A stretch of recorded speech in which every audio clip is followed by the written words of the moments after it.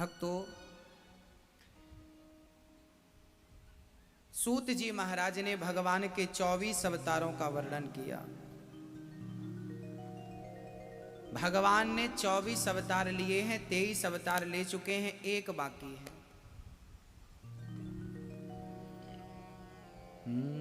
नारायण नारद हरि कपिल देव श्री राम, हंस हयग्रीव मोहिनी दत्तात्रेय सुखधाम, नरसिंह वामन व्यास जी ऋषभ देव कुमार, यज्ञ पुरुष धनवंतरी बुद्धि कल के अवतार, पृथु राजा 12 पुनि कृष्ण चंद्र भगवान, परशुराम मत्स्य कमठ पद्म पुराण प्रमाण। ये 24 अवतार हैं। हर अवतार के पीछे कोई ना कोई हेतु है। भक्तों, सुखदेव जी भगवान सुंदर सा वर्णन करते हैं। सूत जी कहते हैं, सौनक जी, एक बार व्यास जी सरस्वती नदी के तट पर उदास मन से बैठे थे। तभी देवर्षि नारद जी पहुंच गए। नारद जी ने कहा, व्यास जी, आपके दर्शन मात्र से लोगों का दुख दूर हो जाता है। आज आप परेशान हैं, आप दुखी हैं, क्यों? तब व्यास जी ने कहा, मैं क्या बताऊं, मैंने 17 पुराण लिख दिए पर मेरे मन को शांति नहीं मिली। नारद जी ने कहा, जब तक आप श्रीमद् भागवत की कथा नहीं लिखेंगे तब तक आपको शांति मिलने वाली नहीं। व्यास जी ने कहा, मैं किस आधार पर लिखूं? नारद जी ने 4 श्लोक सुना दिए। अहमेवासमेवाग्रे नान्यद्यत् सत्सत्परम पश्चादहम यदेतच्च यो वशिष्येत सोऽस्म्यहम्। 4 श्लोक सुना दिए। भागवत चतुश्लोकी की है। भागवत सबसे पहले भगवान नारायण ने ब्रह्मा को सुनाई थी। ब्रह्मा ने अपने पुत्र देवर्षि नारद जी को सुनाया, नारद जी ने व्यास जी को सुनाया, व्यास जी ने सुखदेव जी को सुनाया, सुखदेव जी ने राजा परीक्षित को सुनाई। वही भागवत ये दास अनिरुद्ध आप सभी को श्रवण करा रहा है। परंपरागत ये कथा ऊपर से नीचे आई है। श्री नारद जी महाराज कहते हैं, व्यास जी, संतों की बहुत बड़ी कृपा है। अच्छा मेरी माँ, मैं आपको एक बात पर्सनल ही बोल रहा हूं, जिनके जीवन में संतों की कृपा होती है उनके जीवन में भगवंत की कृपा होती ही होती है। भगवान बाद में ही मिलेंगे, पहले संत मिलेगा। कहते हैं जब तक गुरु ना मिले तब तक भगवान नहीं मिल सकते। इसलिए गुरु का होना अति आवश्यक है। गुरु की शरण ग्रहण करना, गुरु के बताए मार्ग पर चलना अति आवश्यक है। गुरु वही मार्ग बताएगा जो मार्ग ईश्वर से आपको जोड़ दे। नारद जी ने कहा, मैं पिछले जन्म में दासी पुत्र था, मेरी माँ घर घर बर्तन मांजने जाती थी। नारद जी का पूर्व चरित्र सुना रहा हूं, ध्यान से सुनिएगा।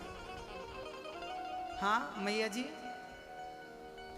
नारद जी पिछले जन्म में दासी पुत्र थे, इनकी मां घर घर बर्तन मांजती थी। नारद जी ने कहा कि एक बार मेरे गांव में कुछ संत आए चतुर्मास व्यतीत करने के लिए। मैंने उन संतों की खूब सेवा की, चरण दबाना, उनके वस्त्र धुलना, और जब संत खा लेते थे तो उनकी जो जूठन बचती थी, प्रसादी बचती थी, वो प्रसादी मैं ग्रहण कर लेता था। कहते हैं कि किसी संत का जूठन यदि आपने एक बार खा लिया तो आपको भगवान एक मौका जरूर, आप कितने भी बड़े पतित हैं, अपना कल्याण करने का एक मौका जरूर दिया जाएगा, भगवान देंगे यदि आपने किसी संत का जूठन खाया तो। इसलिए पहले के जमाने में संत चतुर्मास व्यतीत करने आते थे तो संतों के चरण दबाना, संतों का दिया प्रसाद ग्रहण करना, ऐसा लोग करते थे। 4 महीने तक संतों की सेवा खूब करते थे। नारद जी बोले मैंने खूब सेवा की। तब संतों ने मुझे एक मंत्र दिया। मंत्र था ओम नमो भगवते वासुदेवाय। मैंने उस मंत्र का जो जाप किया, जब संत जाने लगे तो मैं भी संतों के पीछे पीछे चल पड़ा। मेरी माँ दौड़ कर आई, ना बेटा यदि तू चला जाएगा तेरी माँ मर जाएगी, रुक जा बेटा। संतों ने मुझे रोक दिया कि बेटा माँ की सेवा करना तुम्हारा पहला परम धर्म है। मैं रुक गया। एक दिन मेरी माँ गाय दोहने गई तो माँ को सर्प ने डस लिया, माँ मर गई। माँ के मरते ही मैंने माँ का संस्कार किया और उसी रास्ते चल पड़ा जिस रास्ते संत गए थे। घनघोर जंगल में मैं पहुंचा। वहां पर एक पेड़ की छांव में मैं खड़े होकर उस मंत्र का जाप करने लगा, जो मंत्र संतों ने दिया था। जाप करने लगा। धीरे धीरे मुझे आनंद की अनुभूति होने लगी, भगवान का एहसास होने लगा। अब तो मैं जहां देखता बस मुझे भगवान गोविंद नारायण ही नारायण नजर आते। आखिरी समय में भगवान की एक छवि सामने आई और भगवान का दर्शन हुआ और भगवान अंतर्धान हो गए। नारद जी बोले कि मैं रोने लगा, हे प्रभु आपने मुझे दर्शन दिया, आप चले गए। तब आकाशवाणी हुई, पुत्र इस जन्म में तेरे इतने ही पुण्य हैं कि तू मेरी एक झलक देख सके। अब अपने पुण्यों को बढ़ा ताकि तू मेरा दर्शन प्राप्त कर सके। नारद जी बोले मैं उस मंत्र का जाप करते करते प्राणों को त्याग दिया और इस जन्म में मैं नारद जी ब्रह्मा का पुत्र बनकर नारद बनकर प्रकट हुआ। और अब तो उस जन्म के भजन का प्रभाव यह है कि जब भी मन करे मैं भगवान के क्षीर सागर चला जाता हूं और लक्ष्मी नारायण का दर्शन अपनी निज आंखों से कर लेता हूं। भक्तों, भजन में ही इतनी शक्ति है कि वो आपको भगवान का दर्शन करा सकता है। जिस प्रकार का पुण्य होगा उस प्रकार का दर्शन होगा। यदि आपको भगवान की एक झलक मिल गई कभी सपने में या प्रत्यक्ष, तो समझना कि हमारा पुण्य इतना ही था। अब उनकी और झलक देखना हो तो पुण्य बढ़ाना होगा, उनसे प्रेम करना होगा। वो प्रेम, वो भक्ति ही आपको वहां तक पहुंचाएगी। नारद जी बोले मैं भजन के प्रभाव से, संतों की कृपा से आज मैं नारद बना हूं। कागा से तो है हंस करेगो,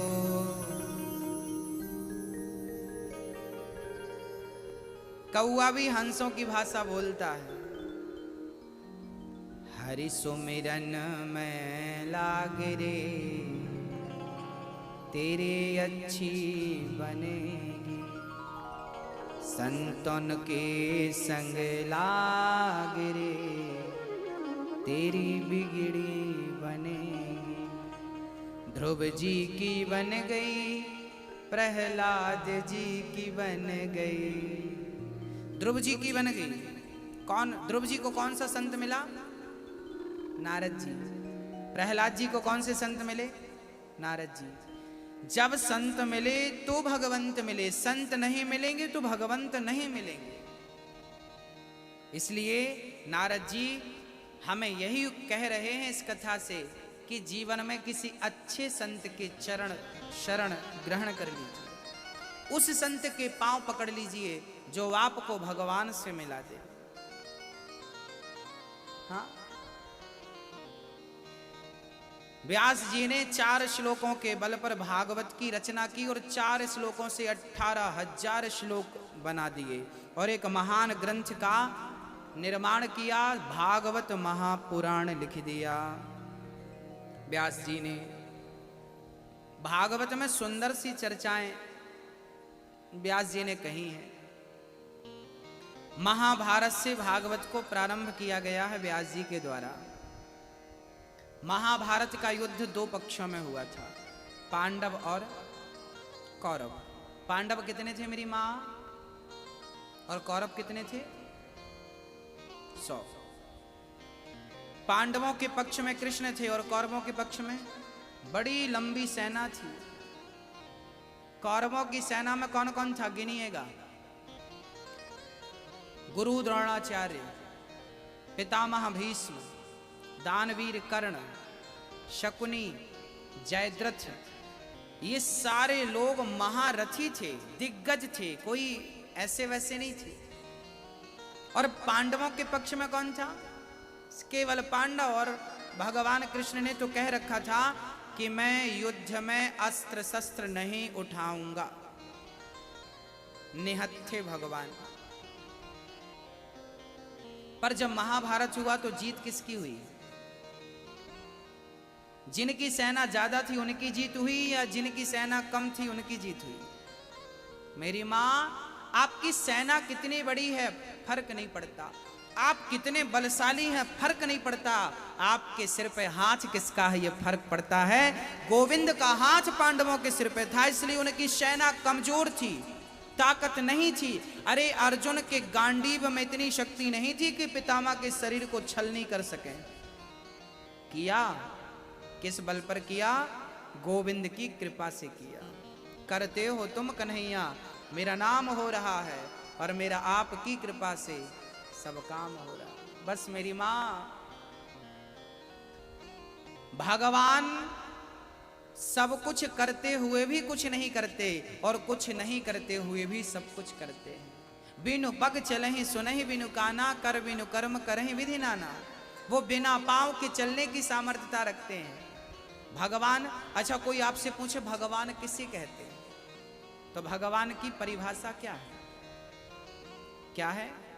नैष्कर्म्यप्यच्युत भाव वर्जितम न शोभते। भगवान की परिभाषा है ऐश्वर्यस्य समग्रस्य धर्मस्य यशसः श्री ज्ञान वैराग्य और चैव षड्नाम भक्तिर्न। जिसमें ये 6 गुण हो वो भगवान है। कौन कौन से?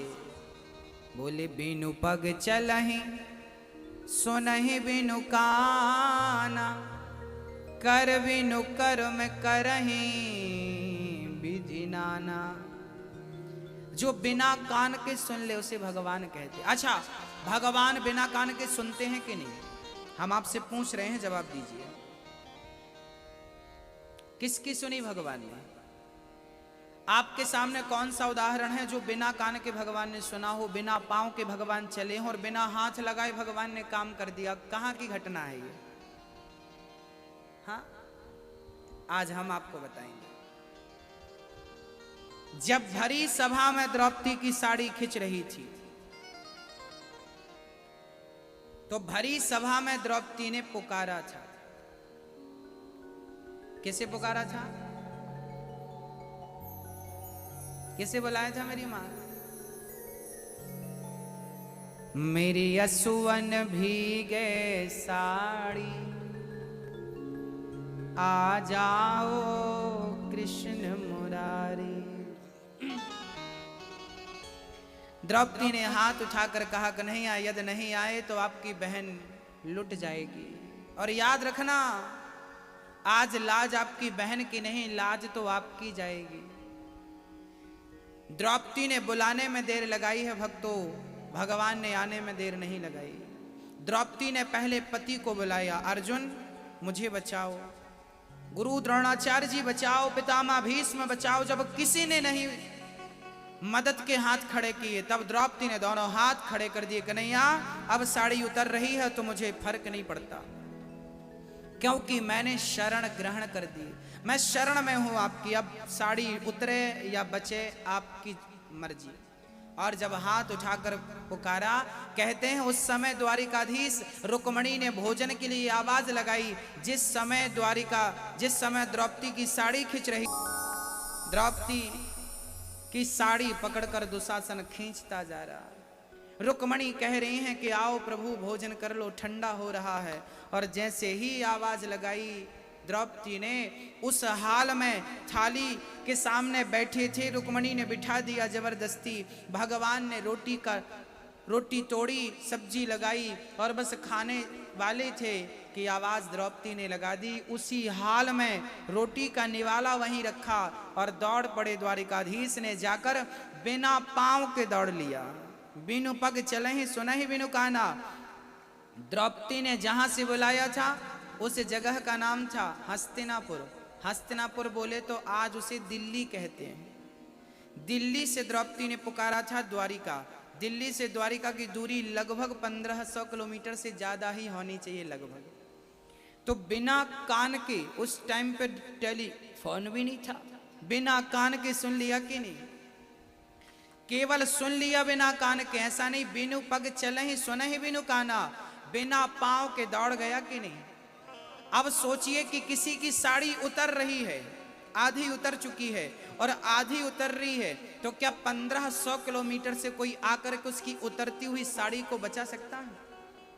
तो बिना कान के सुन लिया कन्हैया ने और बिना हाथ लगाए दौड़कर वस्त्र बन करके द्रौपदी के वस्त्र को बढ़ा दिया। दुशासन खींचता गया, साड़ी का ढेर लग गया। दुशासन बोला कि साड़ी बीच नारी है कि नारी बीच साड़ी है कि साड़ी ही की नारी है कि नारी ही की साड़ी है। तब द्रौपदी ने कहा, मूर्ख, ना साड़ी बीच नारी है ना नारी बीच साड़ी है, ना साड़ी ही की नारी है ना नारी ही की साड़ी है। ये तो वृंदावन बिहारी है जो खिंचा जा रहा है, खिंचा जा रहा है। आज भक्त के लिए भगवान वस्त्र बन करके खिंच रहे हैं। भक्तों, बुलाने वाली द्रौपदी हो तो भगवान आज भी आते हैं। बस बुलाने वाली द्रौपदी तो नहीं है, इसलिए आने में देर लगती है, नहीं तो उसके आने में देर नहीं लगती मेरी मां। भक्तों, अद्भुत चर्चा। बिना पांव के दौड़ गए, बिना कान के सुन लिया और बिना हाथ लगाए साड़ी बढ़ा दी कि नहीं? तो बिनु पग चले ही सुने ही बिनु काना, कर बिनु कर्म, मतलब हाथ के बिना काम। भगवान इन्हें कहते हैं जो बिना पांव के चले, बिना हाथ लगाए कार्य करे, वो ईश्वर है। भक्तों, ऐसे भगवान की शरण यदि ग्रहण की जाए तो जैसे द्रौपदी की लाज उन्होंने जाने नहीं दी, सच्चे भक्त की कभी वो लाज जाने नहीं देते। यदि भक्ति अच्छी है, निष्काम है, सच्ची है, तो भगवान आपकी लाज नहीं जाने देंगे। प्रहलाद जी ने खंबे की ओर इशारा करके कहा था कि इस खंबे पे भगवान है। हिरण्यकश्यप ने खंबे पर प्रहार किया तो खंबा चीर के कौन प्रकट हुआ? नरसिंह भगवान आए। क्यों आए? यदि भगवान नहीं आते तो भक्त का वचन मिथ्या हो जाता। तो कभी भक्त का वचन मिथ्या ना हो, इसलिए भगवान नरसिंह बनकर प्रकट हो गए। भगवान कहते हैं कि मेरा वचन मिथ्या हो तो चलेगा, पर मेरे भक्त का वचन मिथ्या ना हो। भगवान अपने भक्त के वचन की लाज रखते हैं, याद रखिएगा। बस प्रेम से पुकारा जाए। महाभारत का युद्ध पूरा हुआ, 99 कौरव मारे गए, 100वां था दुर्योधन। भीम भैया ने गदा के प्रहार से दुर्योधन की दोनों जंघाओं को तोड़ दिया, जांघ टूट गई। मौत को पुकार रहा है दुर्योधन, मौत आ जाती तो मैं मर जाता, पर इतना पापी था कि मौत जल्दी से आई नहीं। गुरु द्रोणाचार्य के पुत्र अश्वत्थामा वहां पर आ गए। अश्वत्थामा ने कहा, दुर्योधन, मैं आपकी क्या मदद करूं? क्या अच्छा सा वैद्य लाकर मैं आपका इलाज करा दूं? दुर्योधन बोला, मित्र, मेरी एक ही इच्छा रह गई है आखिरी, क्या पूरी कर सकते हो? हाँ हाँ, क्या इच्छा है? कहा दुर्योधन ने कि मेरी अंतिम इच्छा है कि मैं पांडवों को मरा हुआ देखूं अपनी आंखों से। मैंने पूरी एड़ी चोटी लगा ली, परंतु पांडवों को मार ना सका। अब तुम मेरी इच्छा पूरी कर दो। अश्वत्थामा बोले, मैं जरूर पूरी करूंगा। रात्रि के 12 बजे अश्वत्थामा चल पड़े कि युद्ध में तो जीत ना पाए, अब पांडव सो रहे होंगे तो सोते हुए पांडवों को मार दें, कैसे भी हो बस मर जाए। युद्ध बच्चे जीवित हो जाएंगे? नहीं, बल्कि इसकी मां भी इसके वियोग में वैसे ही तड़पेगी जैसे मैं अपने बच्चों के वियोग में तड़प रही हूं। बस मेरी मां द्रौपदी कहती है कि बदले की भावना नहीं रखनी चाहिए। हाँ, दया धर्म का मूल है, पाप मूल अभिमान। तुलसी दया न छोड़िए जब तक घट में प्राण। हमें दया कब तक करनी चाहिए मेरी मां? जब तक हमारे शरीर में प्राण है तब तक हमें क्या करनी चाहिए? दया करनी चाहिए, क्षमा करना चाहिए। क्षमा बड़न को चाहिए, छोटन को उत्पात, काहरी को घट गयो जो भृगुमारी लात। अच्छा, आप क्षमा करते हैं कि नहीं? आपके अंदर क्षमा भाव है या नहीं, पूछ रहा हूं। हाँ, मैया, ओ मैया, आपके अंदर क्षमा भाव है? अच्छा बताइए, आपने किसको क्षमा किया? किया किसी को अपनी जिंदगी में? कई लोग इतने मूर्ख होते हैं, झगड़ा करते हैं और कहते आज के बाद हम तुम्हारी शकल नहीं देखेंगे, आज के बाद तुम्हारी देहरी नहीं चढ़ेंगे, तुम्हारे द्वार नहीं आएंगे। इतना गुस्सा, इतना माफ नहीं कर सकते। सोचिए कि आप दुनिया वालों की इतनी गलती माफ नहीं करते तो भगवान आपकी इतनी सारी गलतियां कैसे माफ करेगा? जब आप अंदर से किसी को माफ नहीं करते तो आपको कौन माफ करेगा? इसलिए कहता हूं, दया करिए। दया धर्म का मूल है, पाप मूल अभिमान। हम भारतवासियों को सिखाया गया है, हमारे खून में, हमारे रक्त में दया है। हाँ, पाकिस्तान रोज हम पे बम फेंकता है, परमाणु की धमकी देता है, पर हम लोगों ने कभी उस पर अटैक नहीं किया। पहले उसने किया है तो हम जवाबी कार्रवाई करते हैं, पर पहले अटैक नहीं करते हम लोग, क्योंकि हमारा स्वभाव ही, हमारी मिट्टी ही ऐसी है। हमारा जो खून है ना, हमारे खून में ही दया का भाव है। हिंदुस्तानी दयालु होता। इसलिए आपसे निवेदन है, दया, दया का उल्टा क्या होता है? दया, उल्टा हुआ याद। जब आप किसी पर दया करेंगे तो ईश्वर आपको याद जरूर करेगा। जब आप दया नहीं करेंगे तो ईश्वर क्यों याद करेगा? इसलिए दया करिए। दया धर्म का मूल है, दया ही धर्म की जड़ है। इसलिए बड़े से बड़े अपराधी को माफ कर दीजिए, दया करिए, क्षमा करिए। क्षमा बड़न को चाहिए। एक बार भृगु जी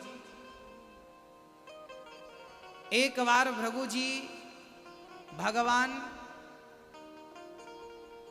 शिव जी के पास गए। उन्होंने एक यज्ञ किया था, तो उस यज्ञ में सबसे बड़े देवता कौन है निर्णय नहीं हो पा रहा था।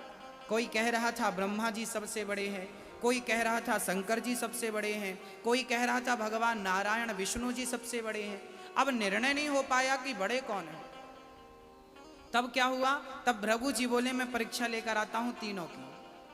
तो भृगु जी गए सबसे पहले ब्रह्मा के पास। तो ब्रह्मा को प्रणाम नहीं किया। ब्रह्मा को गुस्सा आई, क्यों रे, मेरा बेटा मुझे प्रणाम नहीं करता। भृगु जी समझ गए कि ये पहले पूजने के लायक नहीं है, इन्हें गुस्सा आता है। शंकर जी के पास गए तो शंकर जी ने कहा आओ हमारे पास बैठिए, भृगु जी हमारे भ्राता हैं, आप बैठिए। भृगु जी ने कहा ना ना, हम आपके पास नहीं बैठते। भृगु जी को भी गुस्सा, शंकर जी को भी गुस्सा आ गई। शंकर जी ने बात ही नहीं की। भृगु जी को लगा कि ये ठीक नहीं है। तब भृगु जी भगवान नारायण के पास गए। लक्ष्मी जी चरण दबा रही थी, क्षीर सागर पर शेष नांग पर भगवान लेटे थे। भृगु जी को गुस्सा गया कि काम धाम कुछ करते नहीं, पत्नी से पांव दिन भर दबाते हैं। भृगु जी को गुस्सा आया और भृगु जी ने अपना पाद प्रहार, एक लात उठाकर भृगु जी ने भगवान की छाती पे, हृदय में एक लात मार दिया। और जब भगवान नारायण के हृदय में चरण पड़े तो भगवान नारायण ने भृगु जी के चरण उठाकर सहलाते हुए कहने लगे, भृगु जी मेरी छाती, मेरा हृदय बड़ा कठोर था, आपके चरण बड़े कोमल थे, कहीं आपके चरणों में चोट तो नहीं लग गई। भृगु जी चरणों में गिर पड़े कि प्रभु जिसे मैंने लात मारा हो वो मुझसे कह रहा है कि चोट तो नहीं लगी। इसका अर्थात आपके अंदर जितना दया भाव है किसी के अंदर नहीं। इसलिए सर्वप्रथम पूजनीय आप हैं सबके भगवान। सर्वसम्मति से निर्णय दिया गया कि आपसे बड़ा कोई नहीं।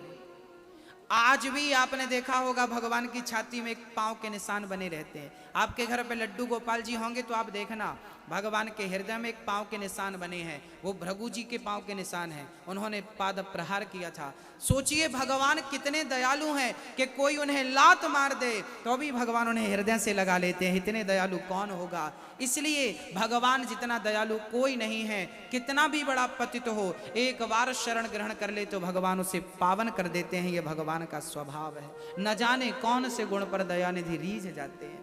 यही सदग्रंथ कहते हैं, यही हरिभक्त गाते हैं। हाँ भक्तों, बड़ी अद्भुत चर्चा है।